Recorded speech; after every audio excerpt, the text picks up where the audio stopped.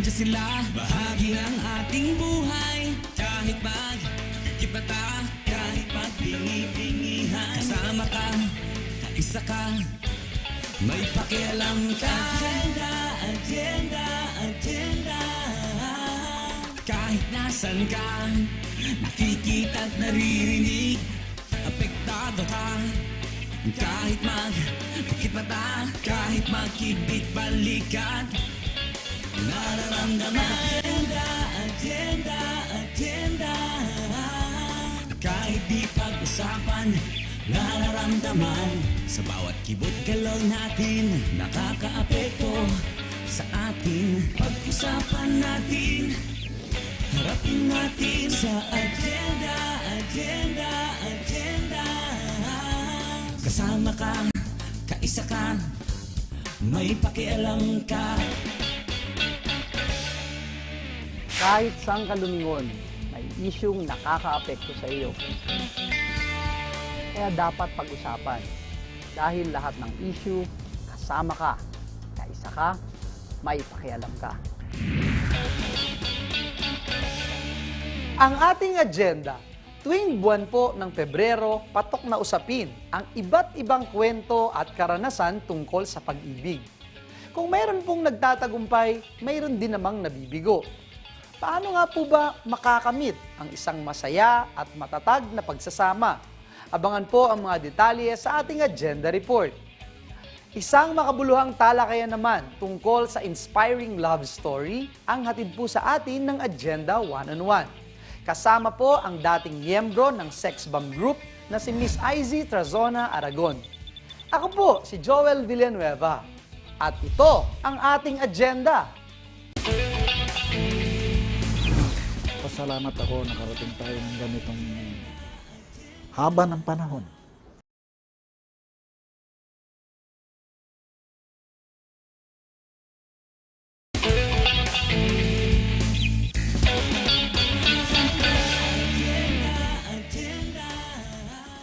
Marami na po tayong narinig na wagas at pambihirang mga kwento ng pag-ibig.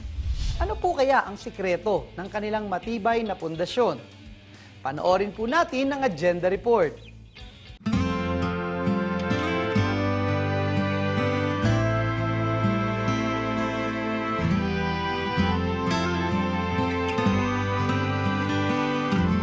Sa tinatayang 7 bilyong tao sa buong mundo, sinasabing mapalad ka kapag natagpuan mo ang iyong the one o yung taong nakalaan para sa iyo.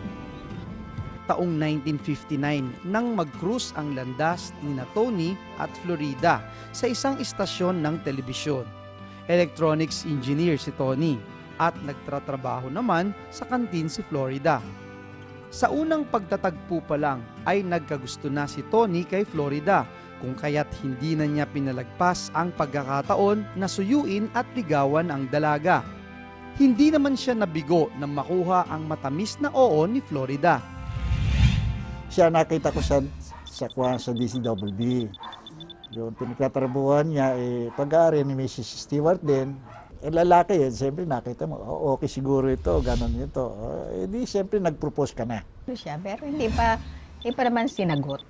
Siyempre, nag-ano-ano pa ng more than a year.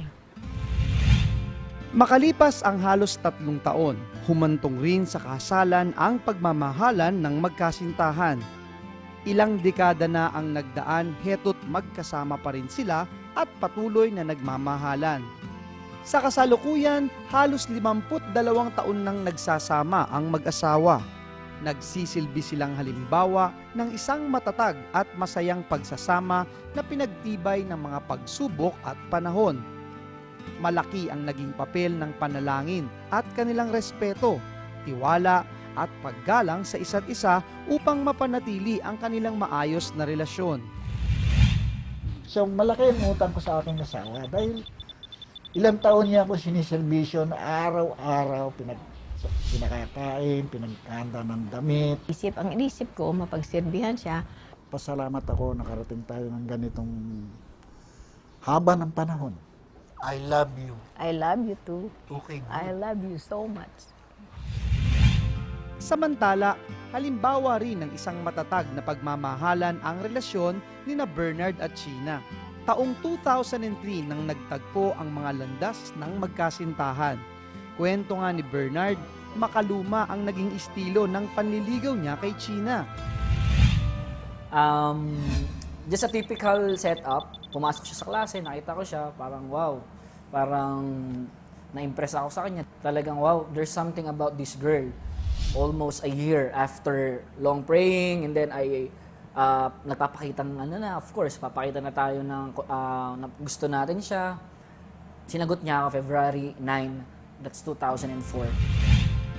Mula sa pagiging magkaibigan, sila ay nagkaibigan. Ang simpleng pagtatagpo ng mga landas, ngayoy isa ng love story. Halos 10 taon na ngayong magkasintahan sina Bernard at Sheena. At sa taon ding ito, isasagawa ang kanilang pag-iisang dibdib. Up to now, 10 years na kami, para lang talaga kaming magbarkada, para lang kaming mag-best friend. We are really enjoying our friendship a lot. To the point na nagugulat kami, uy, mag-fiancé na pala tayo, no? Ayon kay Bernard, naging sentro ng kanilang pagmamahalan ang matibay na pananampalataya sa ating Panginoong Diyos. Tayo, pag pinag-uusapan natin ang love, lalo na from the Bible's perspective, ang ano talaga niyan is commitment. Kasi meron kung tawagin natin ay mga display mechanisms. Ano-ano yan?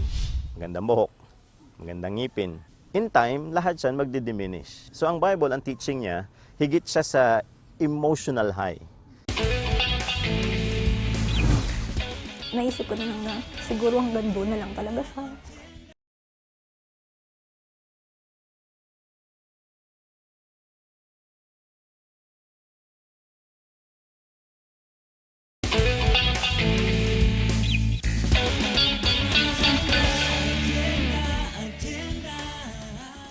Meron din naman po tayong mga kababayan na nakaranas ng kabiguan sa pag-ibig at natutong bumangon mula doon.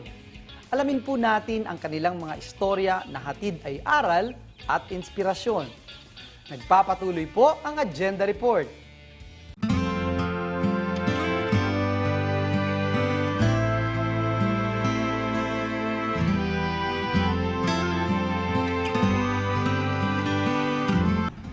Kung may mga nagtatagumpay sa pakikipagrelasyon, meron ding ilan na nakaranas ng pagkabigo. Katulad ni Jam, na sa murang edad ay pumasok na sa pakikipagrelasyon.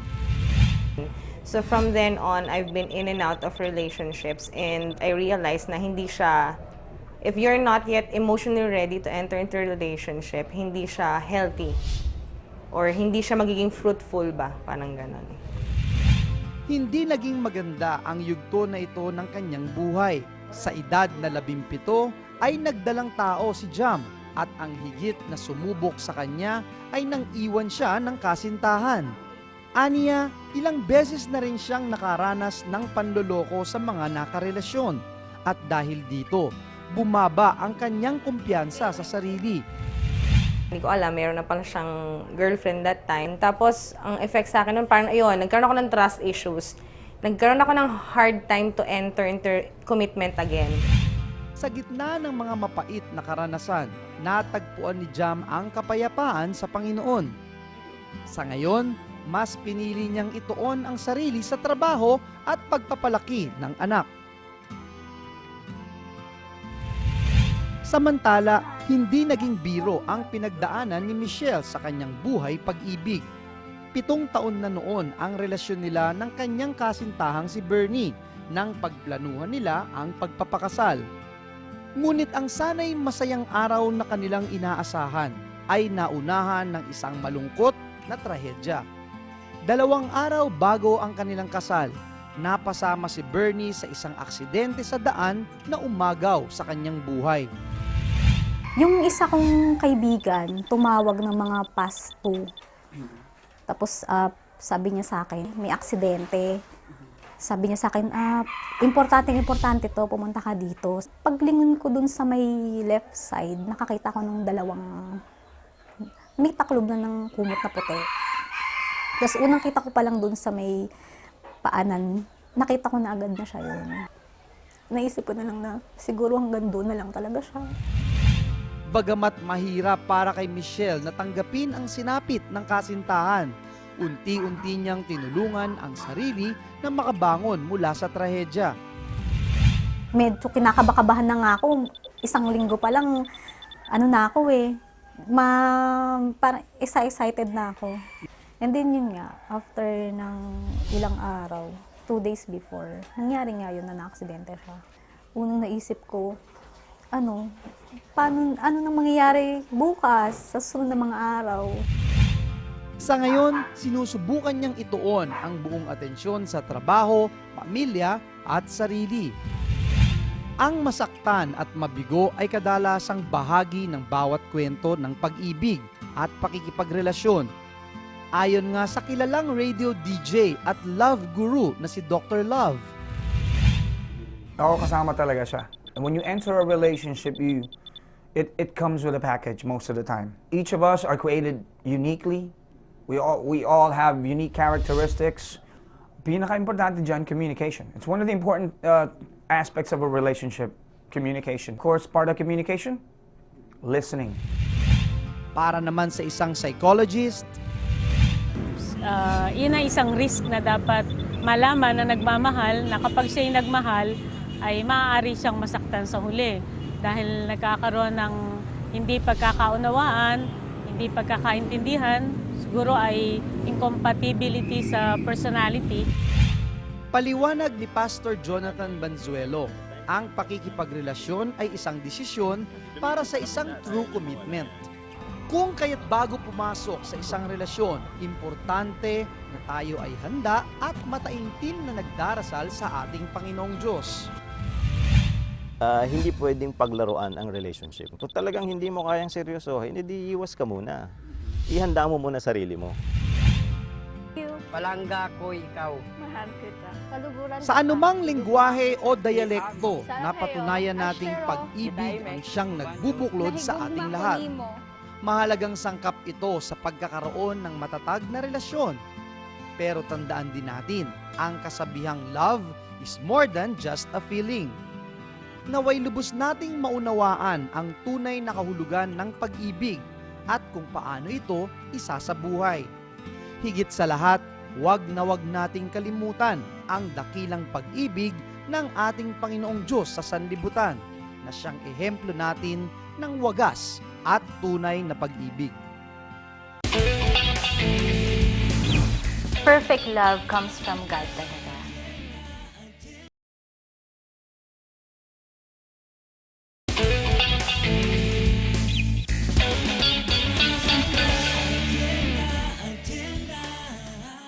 Mapalad po tayo at kasama po natin ngayon si Miss IZ Trazona Aragon upang samahan po tayo sa ating talakayan ngayong umaga. Ma'am, magandang umaga and welcome to the show. Good morning, thank you. And hindi ho ako sanay sa showbiz world, pero pipilitin ko ngayong episode na ito. Siguro lahat tayo yung may kanya-kanya tayong love story na ipagmamalaki man o hindi. At dumadaan ho tayo doon, may kanya-kanya tayong kwento. Pero siguro yung sa ating mga Kristiyano kasi napakahalaga yung love story mo with our Creator, with our Master, our Lord, our God. So siguro yun yung una kong itatanong, how do you describe at ikwento mo sa amin yung paanong nagsimula ang relationship mo sa ating Panginoong Diyos? Bago ko na-receive si Jesus Christ as my Lord and Savior, galing ako nun sa, sabihin na nating, broken-hearted ako. Oh, okay. Yun. Yung manager ko, si Miss Joy Cancio, in-invite niya ako, sabi niya, mag-date naman tayo para naman mahimasmasan ka. May pinamit siya sa akin isang babae. Sabi niya, mag-usap muna kayo. So, hindi ko naman kilala yung babae. Yes. Tapos, sabi ko, mag-usap muna kayo, mamaya na kita babalikan. Tapos mamaya mag-church tayo, sabi sa akin. Sabi ko, di sige. May binuksan siyang booklet, ganyan booklet, 1-to-1 booklet yun eh. Uh-huh. So nung inopen niya, explain siya ng explain. Habang nag-e-explain siya, yung luha ko, sobrang agos ng agos. Ina-explain niya sa akin si Jesus Christ, His amazing love. His great love for me na talagang ang naisip ko after nun, pagkatapos ng prayer namin, talagang may pag-asa pa pala yung buhay ko. Hindi, ayoko na nung immoral kong life. Parang, Lord, eto na ako. Parang i-give up ko na lahat. Sa'yo na ako. Parang gano'n. Yes. So, nung binaptize ako, dun lang nagtuloy-tuloy talaga ako kay Lord. Ma'am, ano yung, yun na, no? You made that decision. Ano ngayon yung mga pagbabago na nangyari sa buhay mo? Yung, kanina, binabanggit nyo, yung gusto ko, alam ko, ayaw ng Lord. So, ano na nangyari doon? No? Pag dumarating na yung time na yun, paano mo na siya napagtatagumpayan? Yun. Kasi ano ko yung, gusto ko laging may boyfriend ako. So, nung nagkaroon ako ng relationship kay God, tapos binaptize na ako, may ganun pa rin, pero hindi na ganun katindi tulad ng dati, na parang nag-e-enjoy ako with my relationship with God. Lagi ako nasa church, parang ayoko na nga magtrabaho. Would you say na parang yun na yung nagko-complete sa'yo? No? Yung sa kanina sinasabi mo, parang may emptiness, na merong kulang, but when you receive Christ, nagkaroon ka ng relationship with Him, parang naging kumpleto. Naging kumpleto, kasi masasabi ko talagang naging kumpleto, kasi nabalitaan ko yung ex ko eh. Sabi, may girlfriend na yung ex mo, ganyan-ganyan.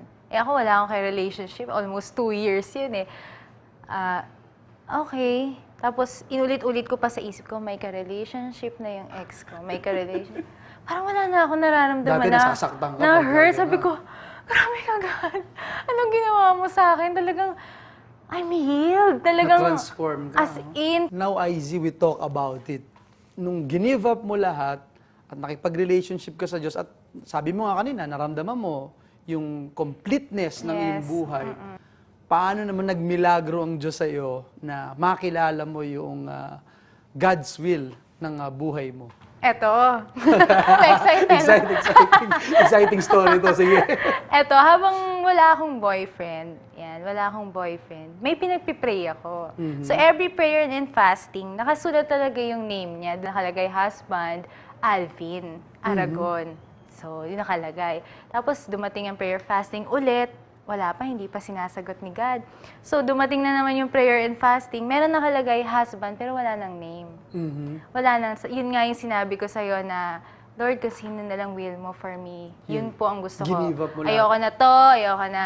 Tapos, siguro mga 3rd week of January, may tumatawag sa akin. Tapos, may tumawag. Tapos, sabi niya sa akin, pwede ba manligaw?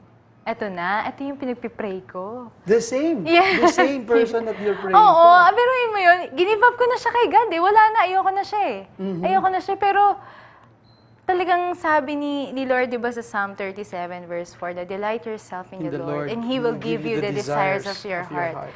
Nag-delight talaga ako kay God eh. Tapos hindi ko akalain na yung pa rin ng, alam ni Lord yung heart ko na kung sino yung gusto ko, yung pa rin yung binigay niya. And so, if every time you encountered this question, ano ba yung dapat gawin ng isang tao bago pumasok sa isang relationship? Ano yung maipapayo mo sa kanila? First, bago pumasok ng isang relationship, ikaw mismo meron kang personal relationship kay Jesus Christ. Kasi bago ka pumasok sa relationship, tas alam mo yung gusto ni God for a relationship, alam mo kung yung ayaw ni God for a relationship. Yes. Ngayon, pag pumasok ka, alam mo na eh. Alam mo na, doon pa lang, sa pamimili pa lang ng gusto mong maging boyfriend, alam mo na kung anong gusto ni God eh. I think all of us would agree also as Christians na hindi ganun kadali. No? Meron pa ring mga sacrifices na gagawin. So, yung question is, how do you handle relationship? Talagang hindi mawawala yung hirap eh. Minsan nga parang feeling mo mas dumadami pa yung hirap eh. Na pareho kayong Christian eh. Kasi sinasabi kasi ng iba na marami daw rules si God. Napagtagumpayan namin yung dalawang nung mag-boyfriend kami dahil meron kaming relationship kay God. Alam namin kung paano kunyari sa love. Kasi love is a decision eh. Yes. So, bago ka pumasok sa relationship, alam mo nang love is a decision eh. Ngayon, syempre sa una, masarap yung feeling, di ba? May kilig eh. Correct, and then yung excited kang makita ka. Pero, hindi pa laging ganun eh. Nawawala yun eh. Lalo na pag kinasal na kayo, pag mag-asawa na kayo. Oo eh. So, dun sa sinabi kong love is a decision, ngayon, kahit ba ganito na yung ugali niyang nakikita mo, kahit ba ganito na yung itsura niya, ka kasi. oo, Yes. kahit physically nagbabago Yes. ganito na, love mo pa rin ba siya? Eh sabi ni God, love is patient, love is kind. So, mayroon kang alam na gagawin dun sa relationship niyo. Ano yung mga sakripisyo na masasabi mo na kung hindi kami, kung hindi malakas yung relationship namin sa Diyos, most likely naghiwalay na kami o... Kasi na-experience ko ang relationship na walang God eh. Okay. And na-experience ko yung gantong relationship. Sobrang different talaga. Kasi kapag walang God, ano agad eh, yung nangunguna yung galit mo eh, na gusto mo na agad makipaghiwalay eh. Samantalang kapag meron kang God, nangunguna yung gusto mong ma-honor si Lord eh, with your relationship eh. Na kapag sinabi ko makikipaghiwalay ako sa'yo, hindi siya yung parang binabastos mo eh, kundi si God eh, na nag-create ng relationship. Paano bang malalaman ng isang kabataan o na siya ay ready na, as time o yung ito ba ay paano niya malalaman na ready na siya to be in a relationship? Ang masasabi ko lang para sa mga kabataan, there's time for everything. Okay, huwag masyadong magmamadali kasi ang timing ni Lord sobrang perfect eh.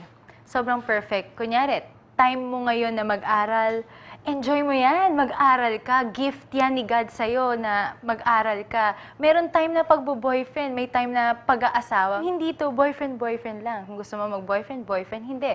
Kapag pumasok ka sa relationship, may may view ka na ng marriage. Eh. Yes. Doon na tuloy yun. Hindi yung boyfriend Hindi ito tas laro. palit, boyfriend palit, hindi eh. Serious yung marriage, at saka kasama talaga si God sa marriage. Ano ako dun sa sinabi parang yung true love waits. Bakit kasi marami may mga kabataan kasi parang kung lalaki ka, nanligaw ka, 3 beses ka na nababasted, parang ayaw mo na. Yung babae ka naman, hindi ka naliligawan, parang sumasama na rin ang loob mo, no?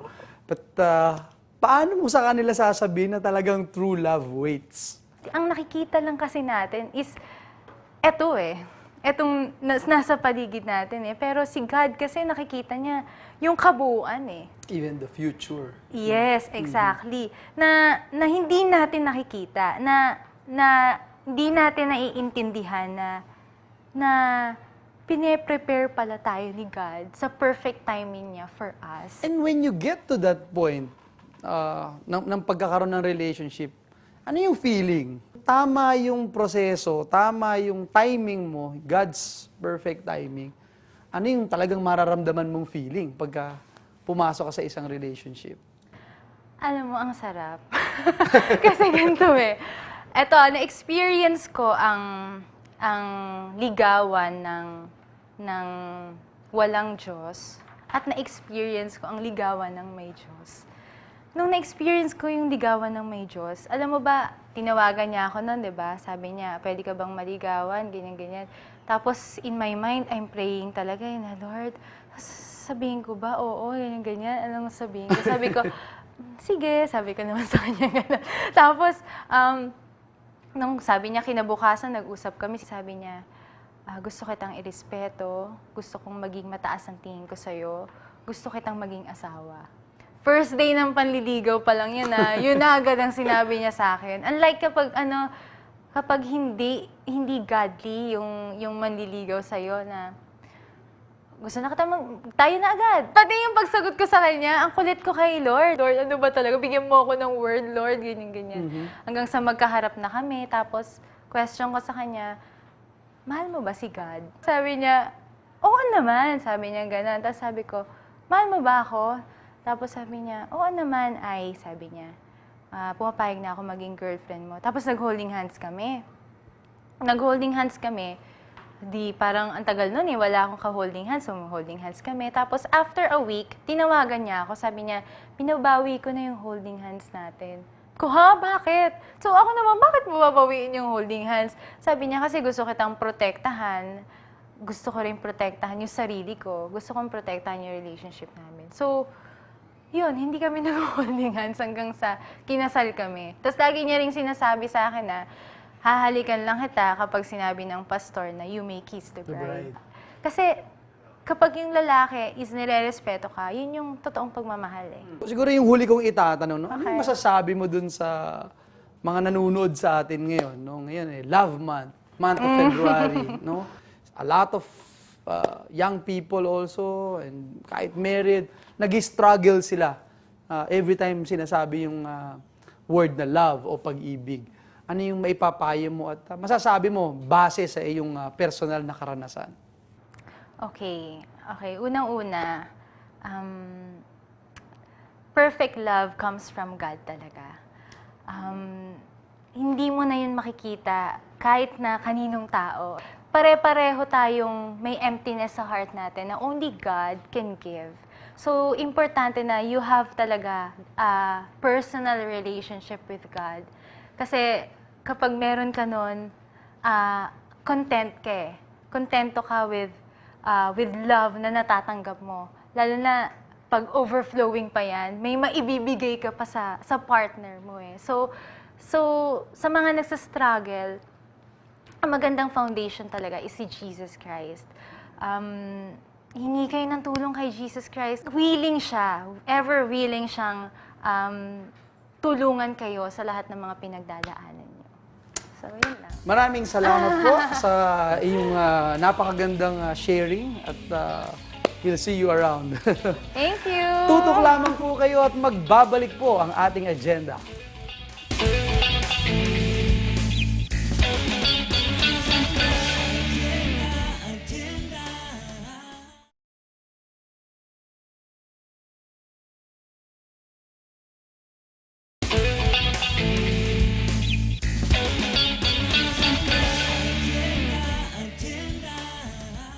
Iba't iba po ang ating pananaw o pakahulugan sa pag-ibig. Naiimpluwensyahan po nito ang direksyon ng ating mga relasyon. Kaya napakahalaga po na ang pundasyon natin ay walang iba kung hindi ang dakilang pag-ibig ng ating Panginoong Diyos. Sa pamamagitan po nito, natitiyak natin ang isang tapat, maayos at matatag na pagsasama. Ito po ang ating naging agenda. Ako pong muli, si Joel Villanueva, na nagsasabing sa agenda nating ito, kasama ka, kaisa ka, may pakialam ka. Araw-araw, nandiyan sila, bahagi ng ating buhay. Kahit magkikibata, kahit magbingi-bingihan. Kasama ka, kaisa ka, may pakialam ka. Agenda, agenda, agenda. Kahit nasan ka, nakikita at naririnig, apektado ka. Kahit magkikibata, kahit magkibit-balikan, nararamdaman. Agenda, agenda, agenda. Kahit di pag-usapan, nararamdaman. Sa bawat kibot-galaw natin, nakakaapekto sa atin. Pag-usapan natin, harapin natin.